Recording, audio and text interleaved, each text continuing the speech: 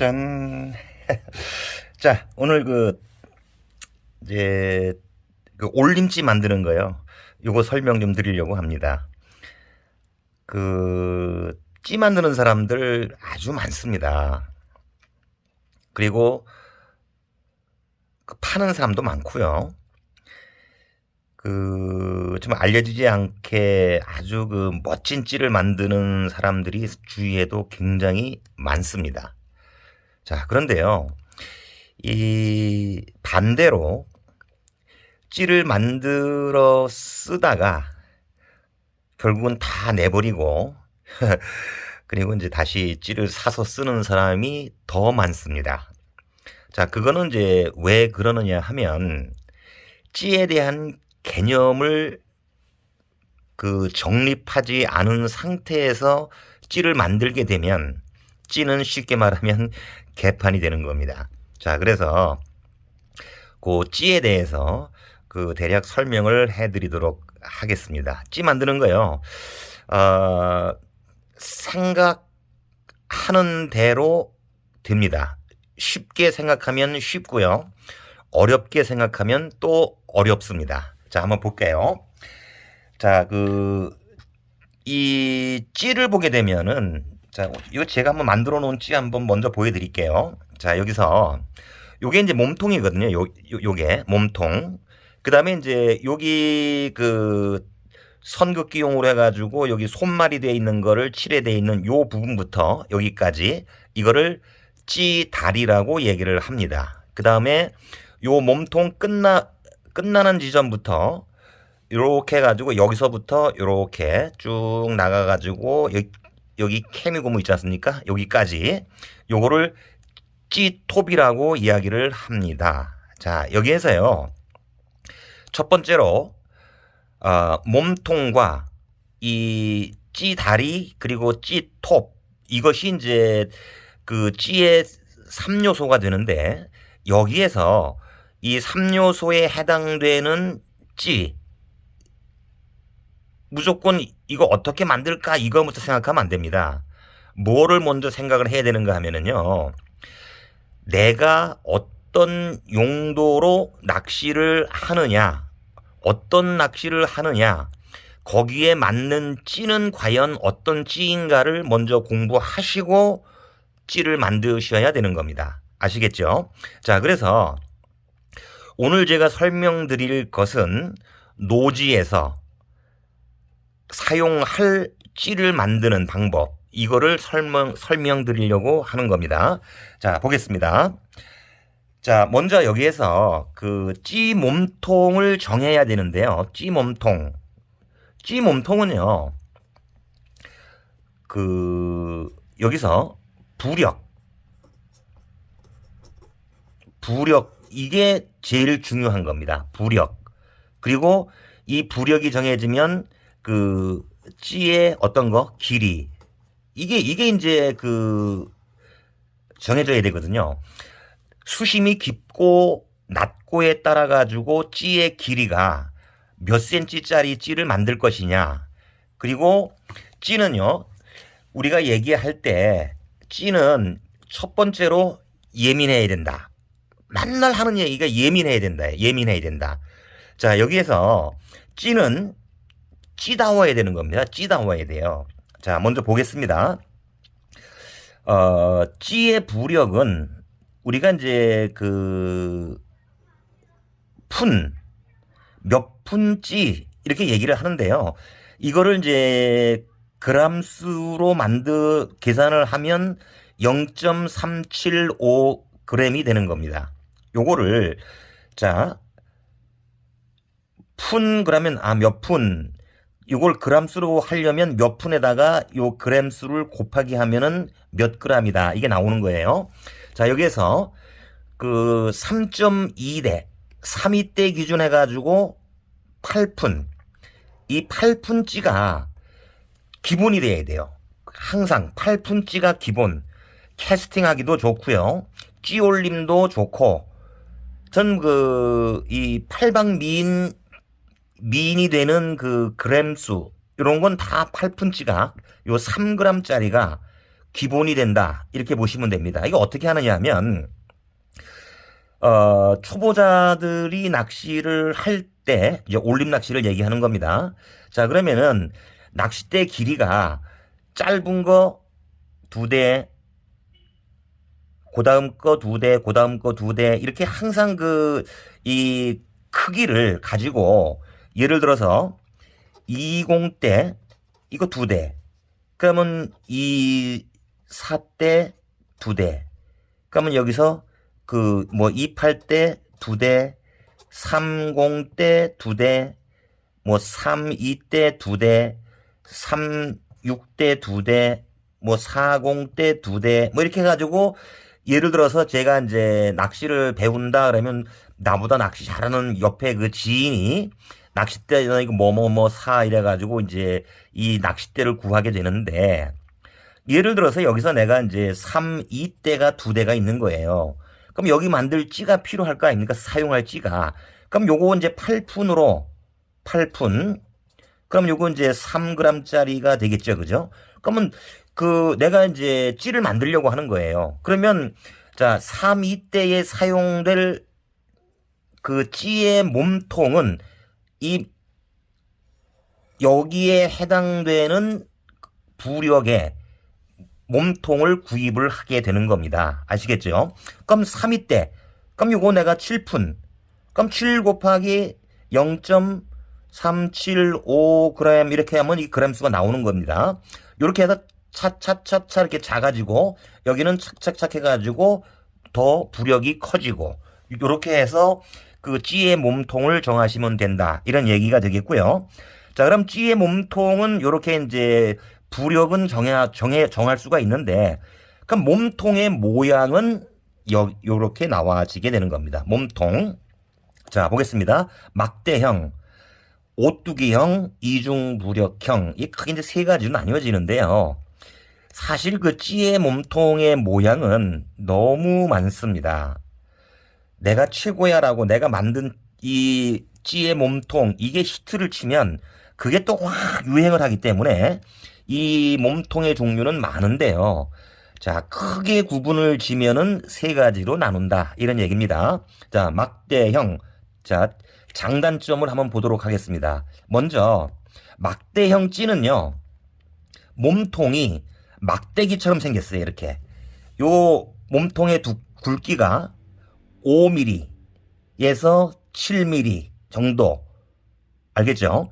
굵기가 그 정도 선으로 해가지고 이렇게 이제 길이가 정해지는데 길이는 부력에 비례해서 길어지고 작아지고 이렇게 됩니다. 그래서 이제 이 막대형은 주로 내림 낚시, 중층 낚시를 하는데 많이 쓰이기 때문에 요거를 헤라찌 이렇게 얘기를 하기도 합니다. 근데 여기서 이제 우리는 지금 뭘 배우는 거예요? 올림찌를 배우는 거지 않습니까? 그러니까 올림찌에서는요. 이 3가지 찌 중에서 찌가 위로 수면 붕어가 입질했을 때 여기서 위로 쭉 올라오는 거 있죠? 최고로 많이 올라오는 게 바로 막대형 찌입니다. 아시겠죠? 자, 요거 찌가 올라오는 것은 최고다. 자, 그런데 아니 찌가 올라오면 뭐 합니까? 내가 챔질을 해야 될 거 아니에요. 챔질을 왜 합니까? 붕어를 후킹을 하기 위해서 챔질하는 거 아니에요. 후킹을 하는 그 타점이라는 것은 그 찌톱이 수면 위로 어느 정도 올라왔을 때 챔질을 할까요? 이런 얘기입니다. 자, 어느 정도 올라왔을 때 그건 관계없어요. 붕어가 후킹이 즉 바늘에 입천장이 턱 덜커덕 하고 걸릴 그 타이밍. 자, 그 타점을 말합니다. 찌가 너무 많이 올라오니까 이 타점을 잡기가 어렵다. 이런 얘기고요. 자, 그 다음에 찌는 여기서 그 8푼 얘기했지 않습니까? 3,2대 기준 해가지고. 근데 이제 이건 어디에서 그러는 거예요? 노지에서 그러는 거예요. 노지에서. 그러면 관리터, 유료터에 가게 되면은요. 이 8푼찌 거의 못 씁니다. 5푼찌도 무겁다고 이야기를 합니다. 이건 무슨 얘기야? 허허, 그거요. 이 저수지 아니면 유료터 거기에 살고 있는 붕어의 특징에 따른 찌를 쓰는 거거든요. 자, 그래서 이 유료터에서는 일푼대, 사선찌라든가 이런 것은 거의 일푼대의 찌를 많이 쓰거든요. 노지에 가면 일푼대 쓰지 못합니다. 자, 이것 잘 알아두시고요. 근데 여기서 막대형 찌라고 하는 것은요. 요거는 이제 무게중심하고 그 부력하고의 이 거리에 따라 가지고 찌가 올라올 때 찌가요. 아주 수직으로 그냥 얌전하게 해가지고 쫙 올라오는 찌가 있는 반면에 찌가 올라올 때 끄떡끄떡하고 이렇게 올라와 이렇게. 이게 왜 그러느냐? 무게중심과 부력점이 그 사이의 거리가 길 때 특히 그 몸통의 부력이 저부력일 때 더 심합니다. 그래서 자 찌는 많이 올라오는데 타점 잡기는 이제 이건 제가 좀 설명해 드리면 되는 거고요. 저부력은 까불까불하고 올라온단 말이에요. 그래서 고부력지가 좋다. 이런 얘기가 되겠습니다. 이거 이해되셨나요? 자, 그러면 이렇게 막대형으로 모양은 요 막대형인데 재료는 어떤 게 있느냐? 자, 나노찌. 요즘 또 에바찌가 또 이제 히트를 또 치기 시작하는데요. 나노 요거 에바, 그 다음에 이제 수수깡, 그 다음에 이제 백발사, 그 다음에 여기 또 이제 뭐 공작, 뭐 쪽쪽쪽쪽 해가지고 종류가 너무 많습니다. 그래서 이제 그 올림지에서 뭐 공작이라든가 이런 것도 가격이 또 몸통이 비싸기 때문에 뭐 이왕이면 아주 싼 거, 저렴한 걸 가지고 좋은 찌를 만들 수 있다면 더 좋은 거 아니겠습니까? 자, 그래서 나노, 몸통, 수수깡, 백발사 뭐 이렇게 좀 보시면 될 것 같아요.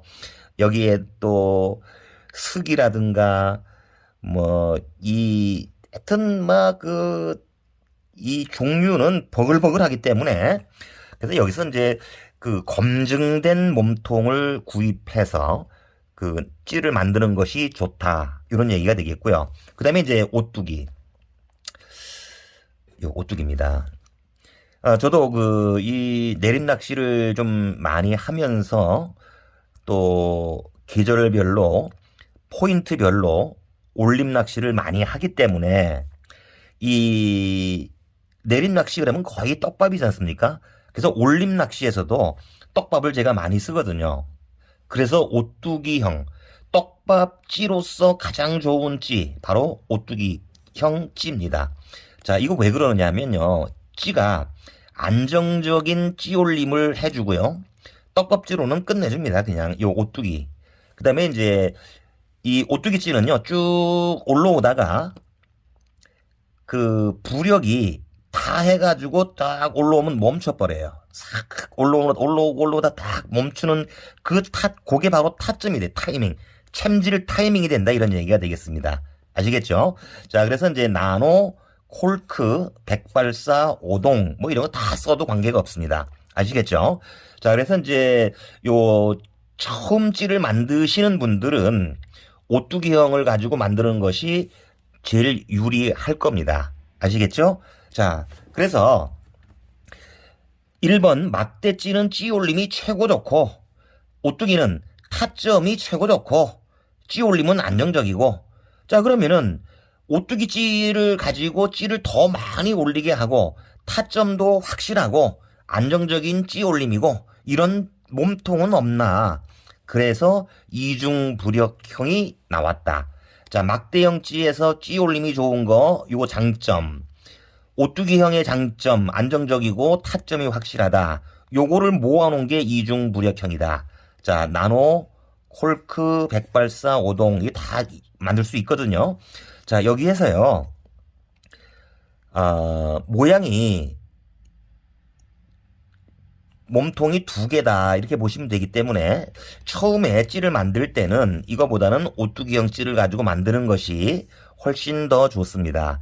자, 몸통에 대한 설명 여기까지 하겠습니다. 그 다음 찌톱의 특징을 보겠습니다. 찌톱. 자, 이제 찌톱을 보게 되면은요. 찌톱은 그 튜브 그 다음에 이제 카본, 그 다음에 이제 솔리드, 그 다음에 무크, 뭐 종류는 버글버글 하겠죠, 그죠? 자, 여기에서요, 이 어떤 찌를 만들고 싶습니까? 라고 물었을 때, 입질이 없어요. 너무 이 찌가, 붕어가 너무 예민해요. 자, 그래서 어떤 찌 만들고 싶다? 예민한 찌 만들고 싶습니다. 이렇게 얘기를 하거든요. 자, 그 예민한 찌. 좋은 찌, 그러면 사람들은 다 예민한 찌를 입에 먼저 올립니다. 자, 예민한 찌. 요거는요, 찌톱이 가늘고요, 가벼워야 돼요. 그래야지 이 몸통의 그 부력을 최대로 살려줄 수 있기 때문에 그렇습니다. 자, 여기서요, 이 노지 낚시에서는 주로 그 서치를 쓰질 않고요.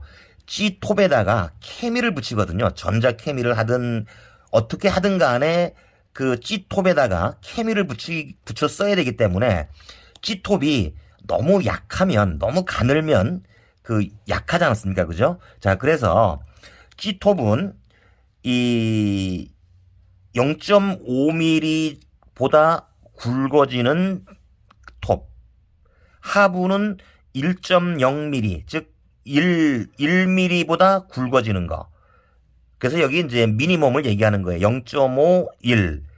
여기에서 튜브, 카본, 솔리드, 무크에서요, 이 올림에서는 튜브는 거의 쓰지를 않습니다. 자, 카본이나 솔리드나 무크를 쓰는데, 여기서 카본 같은 경우는 몸통이 이렇게 있을 때, 여기 밑에 달리는 다리는 무조건 카본이 거의 다입니다. 카본, 아시겠죠? 카본. 그 다음에 이 위에 찌톱, 여기에 쓰이는 게 카본도 있고, 솔리드도 있고, PC 무크도 있고, 무슨 얘기인지 아시겠죠? 그죠? 자, 그러면 만약에 카본을 다리로 쓰고 찌톱도 카본을 쓴다 그러면 여기 이 몸통에 구멍을 관통을 시켜가지고 이렇게 이 찌다리에서부터 찌톱까지를 일체형으로 쓰면 어떻겠습니까? 당연하죠. 그래서 일체형이 나와 있어요. 어떻게 쓰느냐? 어느 정도까지, 요거는 1mm를 가지고 굵기를 만들어 놓고 여기 정도 와가지고 테이퍼로 쭉 가늘게 이렇게 올라가는 게 있어요. 왜? 최고로 가볍게 찌를 예민하게 만들기 위해서 그런 거예요. 그래서 테이퍼형이 있다, 이런 얘기가 되겠습니다. 자, 그래서 더 예민하게 하고 싶어요, 저는요. 이럴 때 여기 끝을 0.4로도 쓰기도 한다, 이런 얘기입니다. 자, 그래서 케미 고무를 어떻게 요렇게 케미 고무를 붙여가지고요, 여기다 전자케미나 케미컬 라이트를 붙여가지고 야간에 사용할 거 아닙니까? 그죠? 자, 그래서 아니면 주간 케미를 여기도 꼽아가지고 잘 보이게 만들어줘야 돼. 이게 없으면 이게 가늘면 안 보일 거 아닙니까? 그죠? 자, 그래서 이제 처음에 찌를 만들 때는 찌톱의 제일 꼭대기를 0.6mm, 그리고 밑에 찌 다리를 1.0으로 이렇게 요런 굵기의 테이퍼형 카본 톱을 사가지고 쓰면 무난하다, 이런 얘기가 되겠습니다. 알겠죠? 그 다음에 눈이 좀 안 좋아 나 이럴 때는요, 여기 그냥 요 몸통은 어디서 구입하느냐 그러면 인터넷에서 찌나라, 찌랜드 이렇게 쳐가지고 검색하시면 다 있고요. 그럴 때에 이 몸통은 거기 다 나와 있어요. 거기에서 몸통이 몇 푼짜리 또 다 설명 다 돼 있어요. 거기에서 여기 찌 다리가 먼저 부착이 돼가지고 판매되는 게 있습니다. 요럴 때는 눈이 안 좋을 때 역광, 햇볕을 바로 정면으로 바라볼 때도 찌톱이 잘 보이는 거, 요럴 때에 무크를 많이 씁니다. 아시겠죠? 그래서 찌다리는 카본, 찌톱은 무크, 이렇게 쓸 수도 있으니까요. 요거는 이제 한번 그 찌나라, 찌랜드 뭐 이런 데 들어가셔가지고 다른 이 찌 재료를 파는 데는 많습니다. 가장 보편적이고 많은 이런 모든 것들이 다 구비되어 있는 사이트가 찌나라, 찌랜드, 찌나라 이렇게 있기 때문에 거기 들어가셔가지고 선택을 하시면 된다. 이런 얘기가 되겠어요. 자, 찌톱의 굵기 설명됐고요. 그 다음에 이건 다 떡밥찌를 가지고 얘기할 때 한다 그랬어요. 그 다음에 그 찌의 그럼 길이, 찌의 길이는요. 이 찌톱 여기에서부터 찌 다리 끝 여기까지의 길이를 그 찌 길이라고 얘기를 합니다. 아시겠죠? 여기서 요게요. 굉장히 중요합니다. 이거 수심이 낮은 데서 깊은 데서 여기에 따라 가지고 찌 길이가 정해지기 때문에 그런데 노지는요.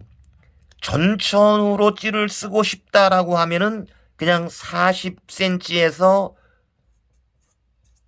길게 쓴다 그러면 50cm입니다. 이거 50cm가요. 사실은 길어요. 장찌에 해당이 됩니다. 그러니까 40에서 45cm 정도를 가지고 찌를 만들면 어디서나 쓸 수 있다. 이렇게 보시면 되겠고요. 새우찌라든가 수초에다가 구멍에 집어넣고 할 때 이럴 때는 그 찌 톱이 두꺼워야 되기 때문에 그건 나중에 이제 그 시간이 돼서 이거를 그 새우를 낚는 찌를 설명드릴 것 같으면 그때 설명을 드릴 거예요. 무슨 얘기인지 아시겠죠? 자, 그래서 찌는 40에서 45cm 정도의 길이를 정하면 된다. 자, 2m 이상 댐이나 이런데 이렇게 깊은 데 가서 낚시할 때 이게 필요하다. 지금은 필요가 없다.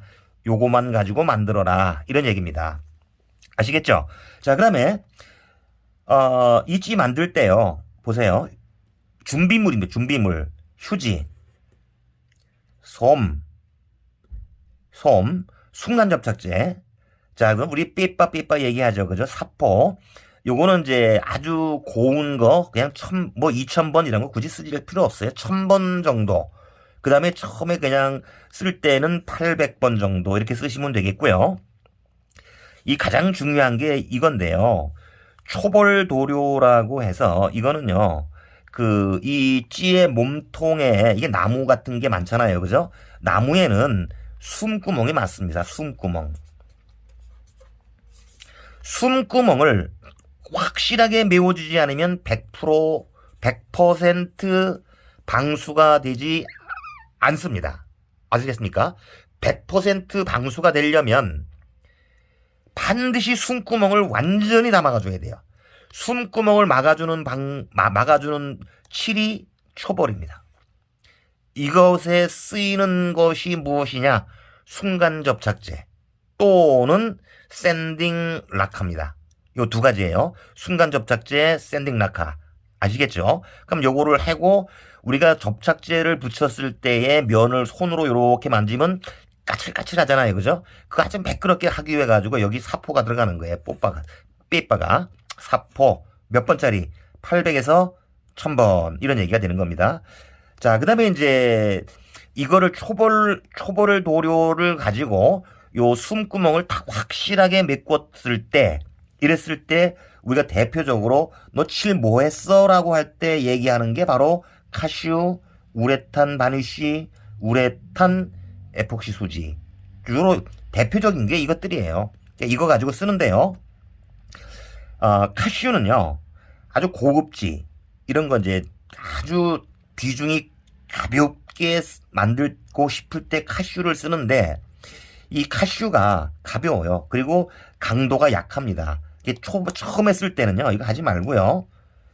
이것도 하지 말고요. 에포키 수지는 2번 정도만 하면 되거든요. 이거 하지 말고 나중에 찌를 또 만들어야 되기 때문에 칠하는 거를 알려면 우레탄 바니쉬나 요 바니쉬는 에나멜을 얘기합니다. 근데 여기 이제 우레탄 바니쉬는 에나멜 이거하고는 조금 틀려요. 그래서 우레탄 바니쉬나 제일 좋은 건 더 빨리 마르고 하는 건 우레탄 좋은데요. 두 개 중에 하나를 가지고 설명을 해드리겠습니다. 그 다음에 선긋기용 도료. 자, 요거는 여기 왜 뭐 손말이 한다고 하는 거 다 아시죠? 그죠? 손말이. 요 손말이를 요렇게 했을 때 여기 투명 우레탄 바니쉬 그냥 투명 우레탄을 칠했을 때 여기 손말이 되어 있는 게 그냥 그대로 다 노출이 되니까 보기가 싫어요. 그래서 요거를 막아주고 모양을 내기 위해 가지고 선을 긋고 싶다. 이럴 때 사용되는 거.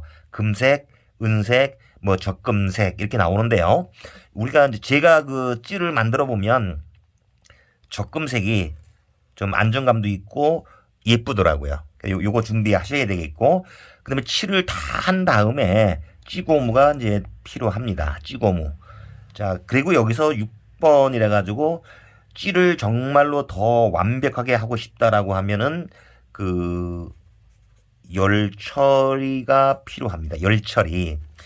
이거 일반인들이 만들어 가지고 할 때 열처리는 거의 하지를 않습니다. 자, 우리 계란 부화기 있죠? 계란 부화기.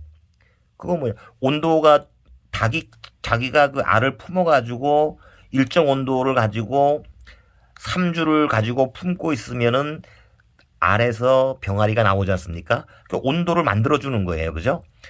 그때 어미가 알을 품는 그 온도를 만들어 주는 거. 여기에서 할 때 쓰는 걸 가지고 저는 이걸 열 처리를 하고 있는데 처음에는 이건 하지 않아도 됩니다. 아시겠죠? 자, 이렇게 하면 되겠고요. 찌를 만드는데 자, 요거를 이렇게 이제 기본만 해서 요거 몸통과 찌톱을 준비를 해 놓으면 이제 요걸 가지고 칠하는 방법을 제가 다시 2차로 설명을 드릴 거예요. 그럼 2차 설명을 하기 전에 부력점, 무게중심점 이거를 이제 아셔야 되는 겁니다. 아시겠습니까? 자, 여기 보세요. 이제 먼저 부력점을 설명하기 전에 무게중심을 설명을 드릴게요. 자, 이게 찌입니다. 찌.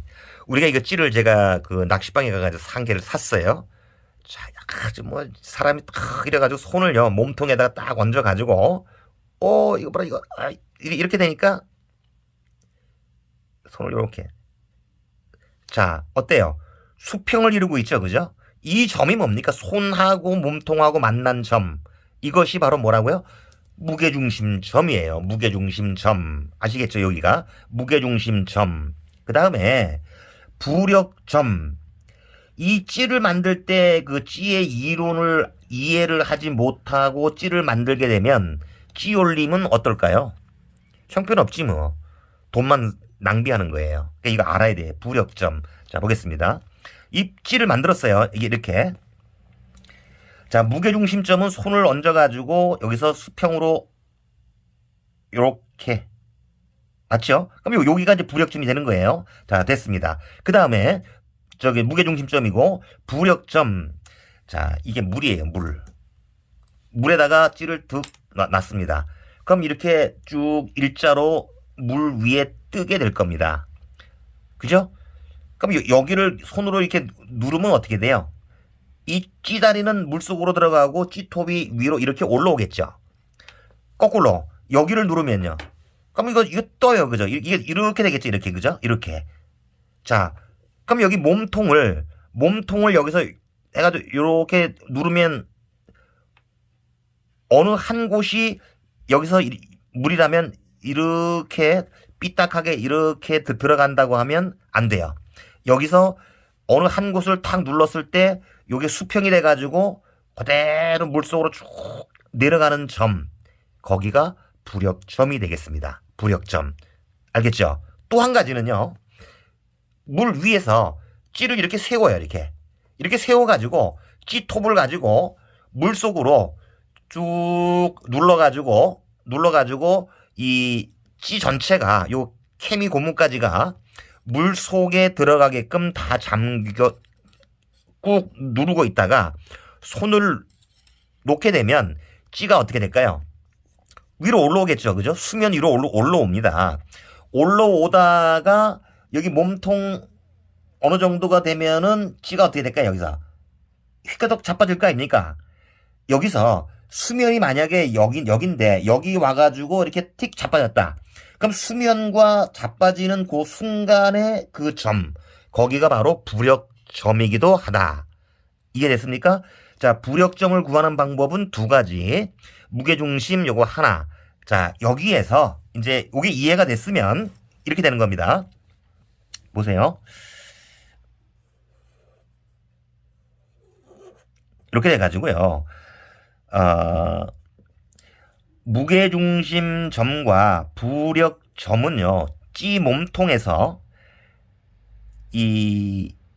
이렇게 요게 무게중심, 이게 부력점이고 또 한 점, 이게 이제 여기에 부력점과 무게중심점이 한 점에 올 수가 있고요. 또 한 가지 방법은 이렇게 돼가지고 요번에는 여기가 무게중심점, 여기가 부력점, 이렇게 경우의 수는 세 가지밖에 나타날 수가 없습니다. 자, 무게중심이 위에, 부력점이 밑에, 부력점이 위에, 무게중심점이 아래. 어디에서? 찌 몸통에서. 이거 이해됐습니까? 또는 부력점과 무게중심이 일치가 돼가지고 한 점에 있는 거. 아시겠죠? 요럴 때와 부력점이 여기 있고 무게중심이 여기에 있고, 또는 무게중심이 여기에 있고 부력점이 여기에 있고, 자, 이걸 가지고 좋은 찌, 나쁜 찌, 찌를 많이 올리는 찌, 까부는 찌, 아주 안정적으로 올라오는 찌, 이게 다 만들어지는 거예요. 아시겠습니까? 자, 이것은 부력점과 무게중심점이 일치할 때 찌는 가장 예쁘고 가장 안정적으로 올라오고 내려갑니다. 아시겠습니까? 그 다음에 부력점이 아래에 있고 무게중심이 위에 있다. 이건 못 쓰는 찌입니다. 아시겠죠? 그 다음에 무게중심이 이 아래에 있고 부력점이 위에 이렇게 거리가 멀다. 그럼 찌가 쭉쭉 올라오는 거예요. 근데 이 찌의 몸통이 저부력이면 찌가 까불기 시작합니다. 그래서 막대찌가